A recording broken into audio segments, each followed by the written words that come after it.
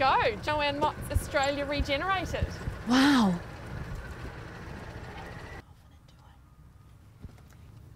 Hey, Joanne.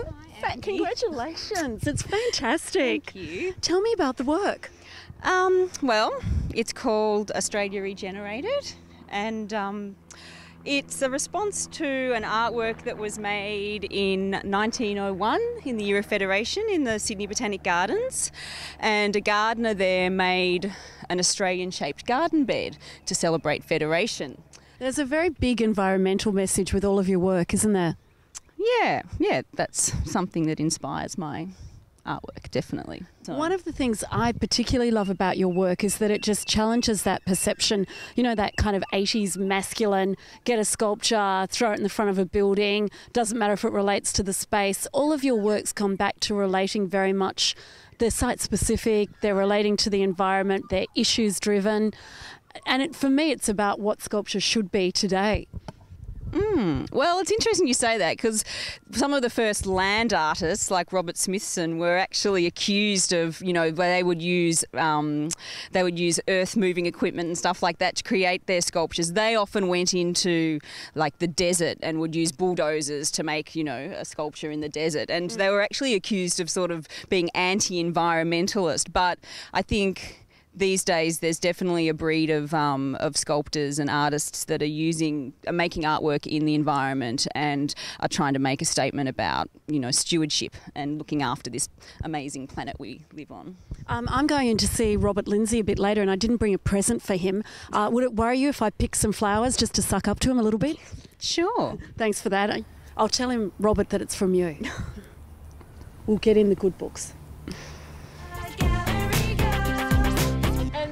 Around here to the right is work by Kate Rode, Lucky Cat.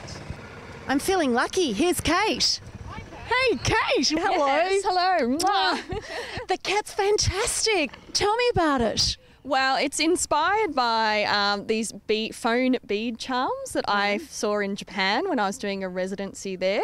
The phone charm became quite a sort of monumental thing in my stay there. And so in a way, it's kind of like a monument to this person that I met in Japan. I remember seeing your show in 2008 at Tarawara Museum of Modern Art, which I absolutely loved. Lots of stuffed animals in domes, in cabinets. It's a big jump from there to the gold cat. Can you tell me about that? Well, look, it's obviously it had to be very practical in an outdoor setting, and the materials I would usually work with just wouldn't cut it. So right. I had to think of what was something I could make in concrete or metal. And it was sort of nice to work on a project that was a little bit of an aside from my normal practice. Yes. And just sort of involved, challenging myself with some new materials and thinking about things a bit differently. But all your work comes back to culture and really challenging us, doesn't it?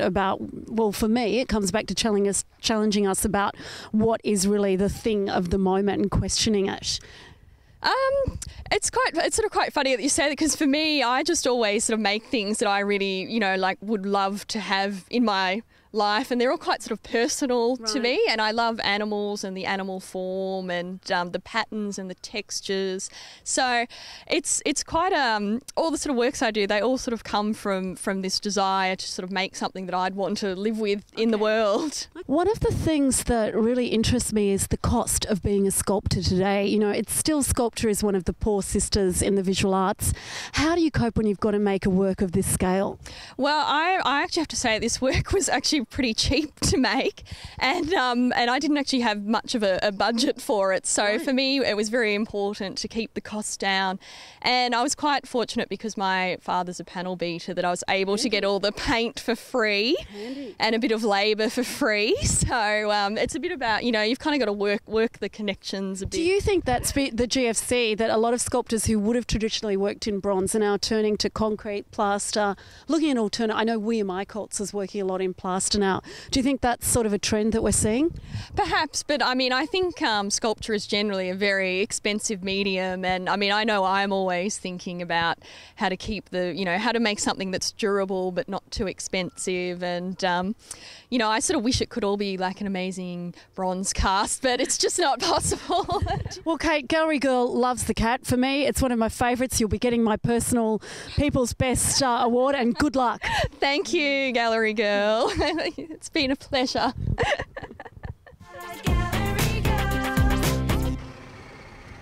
It's a hat conference. Do you have to have a hat to be at this sculpture? Hello, can I just I'm Gallery Girl. Can I just ask you quickly from Channel 31, what do you think of the McClelland Survey? What's your favourite sculpture? This one. Okay, what's your favourite sculpture? Well, I like this one too. Hi, I'm here with Judd Wimhurst, who I think is one of our hottest young sculptors in Australia. What I particularly love about Judd's work is you just never know what he's going to come up with next. Let's get him to explain this work. Hey Judd, tell me about this work. Okay, well this piece is called A Moment of Meditation. It's, as you can see, it's a mutant form of television. It's working with the nature to project the nature onto the screens. I liked the idea of an object that looks out of place in nature, but is actually fueled by it. So that was sort of my thought when I put this piece together. Tell me about the process. Do you actually make it yourself, or are you one of those sculptors who has a team of people that actually produce the work? No. I've done absolutely everything. When I was researching about Judd, one of the things that came up was that he was the type of sculptor that if he couldn't find the right tool to actually make the work, he'll make the tool to make the work. Is that true? Yeah, that's true, yeah. I just kind of believe that there's always a way to do something. You just got to find the way. And I think I inherited my dad's engineering brain. So I kind of like that problem solving too. Does it worry you if kids come up and want to turn the dials and kind of move the TV around? I love that people really want to interact with it. I think putting the dials on there was asking for people to want to turn them. Some people may have been a little rough trying to change the channel, but that's the way it goes. Do they pull your plug out? Yeah, some people have tried to pull the plug out. I saw some grown men climbing underneath trying to switch it off too, to see what would happen if they switched it off. So I love that people are really being curious and wanting to explore it. Now, as one of the youngest sculptors in the McClelland Survey, is it tough getting the money together to manufacture these works, to work on this scale? Absolutely. I guess that's something I kind of underestimated, especially something like this with so many materials. Some things worked, some things didn't. I had to go to higher grade materials to deal with the weather and things like that. So, the budget got blown way out. But, this is art. Whatever it needs, it gets. It's like a spoilt child. I think it's one of the biggest problems of being a sculptor, a young sculptor in this country, is that you can't actually ever get a chance to make big sculpture because you can't physically afford to make it. So how do you get the gigs to make the big work? Yeah, that's absolutely true. And that's why it was great being chosen for something like this where... you can make a big sculpture, but then what do you do with it? But something like this, it's a great show that's put together really well, and all the sculptures are here for a really good length of time. So it's definitely worth the effort. So that's a perfect excuse to do it.